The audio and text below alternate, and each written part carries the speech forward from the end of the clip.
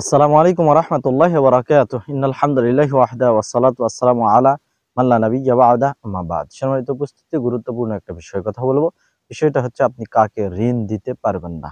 খেয়াল করুন, আপনি জেনে শুনে যে ব্যক্তিকে ঋণ দিচ্ছি সে হারাম পথে ব্যয় করবে, তাকে আমি ঋণ দিতে পারি না। কেননা হারাম কাজে, অবৈধ কাজে কাউকে সহযোগিতা করা এটা হারাম।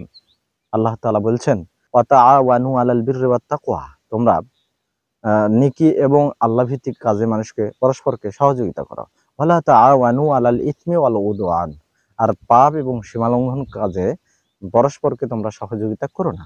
আমরা এও জানি, যে ব্যক্তি মদ পান করে, যে ব্যক্তি মদ পান করায়, যে ব্যক্তি মদ উৎপাদন করে, এরকম 10টা পদবি রয়েছে।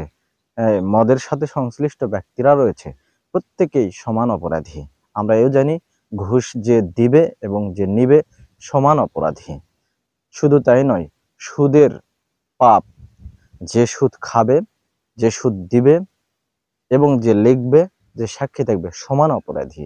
অর্থাৎ প্রমাণিত হচ্ছে, যদি কোনো ব্যক্তি বোঝা যায় যে আমার থেকে ঋণ নিয়ে সে সুদের উপর টাকা দেবে অথবা নেবে, অথবা সে কোনো নেশা পান করবে, আমি বুঝতে পারছি এই ব্যক্তি আমার কাছ থেকে ঋণ নিয়ে যাওয়ার পরেই সে হারাম কাজে এটা ব্যয় করবে, তখন আমার দায়িত্ব হবে তাকে ঋণ না দেওয়া।